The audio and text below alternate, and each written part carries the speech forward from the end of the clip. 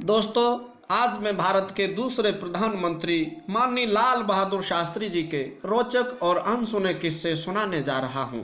इनके जीवन में होने वाली अनेक घटनाओं से हमें भरपूर प्रेरणा मिलती है। जब इनकी उम्र सिर्फ 2 वर्ष थी, तभी इनके पिताजी शारदा प्रसाद जी का देहांत हो गया। पिता का साया उठते ही शास्त्री जी का परिवार गरीबी के दलदल में फंस गया। लेकिन किसी ने कहा है ना कि कमल तो कीचड़ में भी खिलता है। इनके जीवन की पहली घटना, एक बार इन्होंने बिना माली को पूछे बगीचे से फूल तोड़ लिया। जब माली ने देखा तो बहुत डांटा। तब शास्त्री जी रोने लगे, क्योंकि उस समय मात्र 8 वर्ष के थे। इसलिए माली को दया आ गई और समझाया, बेटा बिना पूछे कोई चीज़ नहीं छूते। अगर तुम्हें फूल लेना ही था तो आप मुझे एक बार पूछ लेते। और उसी क्षण शास्त्री जी ने प्रतिज्ञा की कि वह ऐसी गलती दोबारा कभी नहीं करेंगे। उसूलों के इतने पक्के थे कि जीवन में एक बार हुई गलती को कभी दोहराते नहीं थे।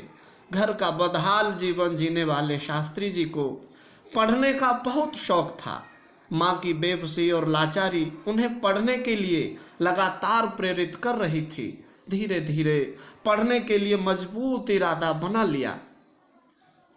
तभी उनके रास्ते में एक और समस्या खड़ी हो गई। उनका विद्यालय गंगा नदी के दूसरे तट पर था। इनका घर गंगा नदी के इस पार और इनका विद्यालय गंगा नदी के उस पार।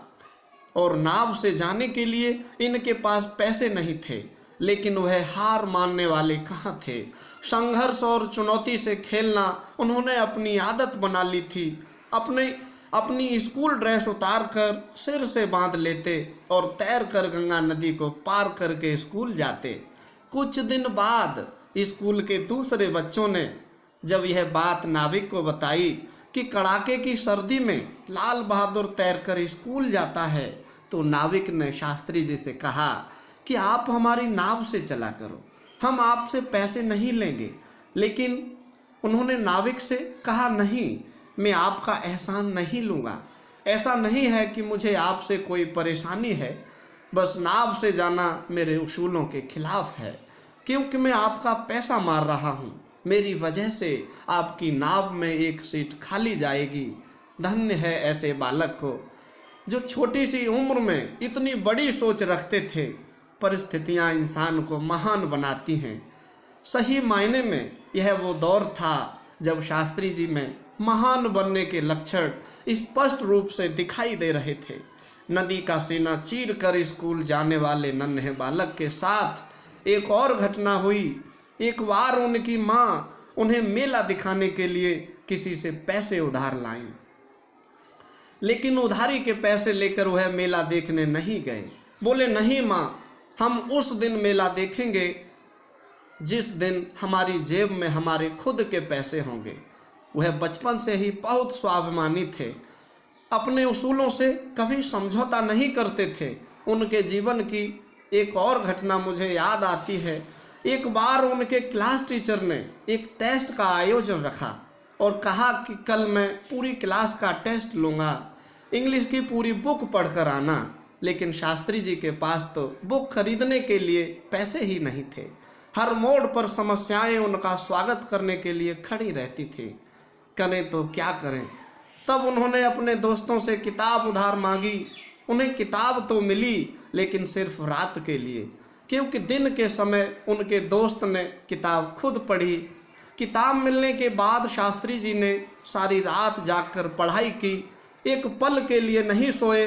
और जब अगले दिन टेस्ट हुआ तो शास्त्री जी क्लास में फर्स्ट आए। लेकिन क्लास टीचर ने उनसे कहा, तुम टेक्स्ट बुक लेकर क्यों नहीं आए? तुमने क्लास टॉप किया है तो क्या हुआ? इसका मतलब यह तो नहीं है कि तुम किताबें लेकर नहीं आओगे। यह तो अनुशासनहीनता है। इस प्रकार शास्त्री जी को बहुत डांटा।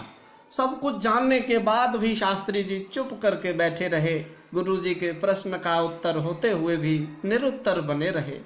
अपने संस्कारों के चलते शास्त्री जी ने गुरुजी को जवाब देने से तो खुद को रोक लिया, लेकिन अपनी बेबसी और लाचारी पर आंसू नहीं रोक पाए। मित्र की आंखों में आंसू देखकर वह बालक खड़ा हो गया जिसने शास्त्री जी को किताब सिर्फ एक रात के लिए उधार दी थी, और कहा, गुरुदेव, यह लाल बहादुर अनुशासन ही नहीं है, यह तो इतना गरीब है कि किताब खरीद ही नहीं सकता। इन्होंने पढ़ने के लिए मुझसे किताब मांगी तो मैंने सिर्फ एक रात के लिए किताब दी। कल सारी रात जाकर इन्होंने पढ़ाई की और आज क्लास में फर्स्ट भी आए हैं। सच्चाई जानकर गुरुजी को बहुत पश्चाताप हुआ और कहा, आज से लाल बहादुर की पढ़ाई की पूरी जिम्मेदारी मैं खुद निभाऊंगा। उस दिन से गुरुजी हमेशा उनकी मदद करते रहे।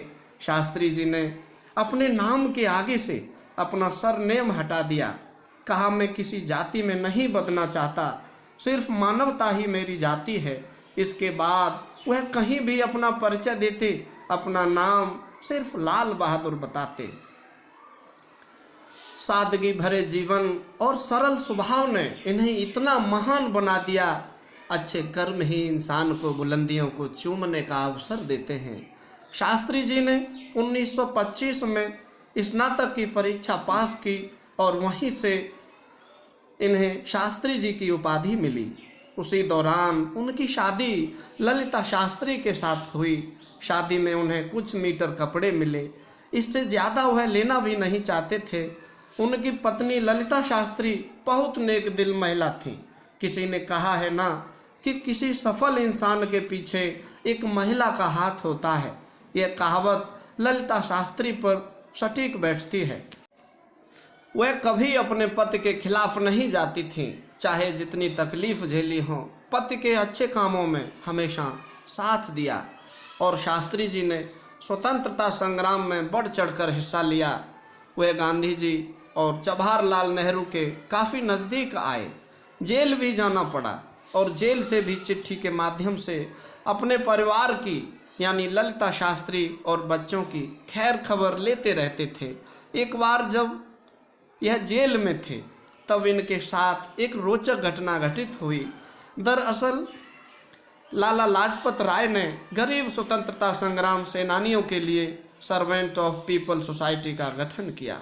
इसके माध्यम से जो सेनानी गरीब होते थे उनको आर्थिक मदद दी जाती थी।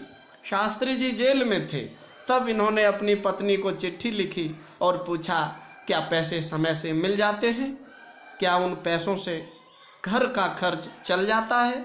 उनकी पत्नी ने जवाब दिया कि हाँ, पैसे समय से मिल जाते हैं और घर का खर्च तो सिर्फ 40 रुपए में चल जाता है, 10 रुपए तो मैं हर महीना बचा लेती हूँ। तब शास्त्री जी ने सर्वेंट ऑफ सोसाइटी के लिए एक और चिट्ठी लिखी जिसमें कहा कि महोदय, मेरे घर का खर्च मात्र 40 रुपए में चल जाता है, अतः मेरे घर मात्र 40 रुपए ही भेजें। बचे 10 रुपए से किसी दूसरे गरीब सेनानी की आर्थिक मदद की जाए। इससे यह पता चलता है कि शास्त्री जी को लालच बिल्कुल नहीं था और वह लोगों के बारे में कितना सोचते थे। उनका दिल हमेशा गरीबों के लिए धड़कता था और यही कारण था कि वह हिंदुस्तानियों के दिलों की धड़कन बन चुके थे। इस महान गुण ने उन्हें भारत का प्राइम मिनिस्टर बना दिया।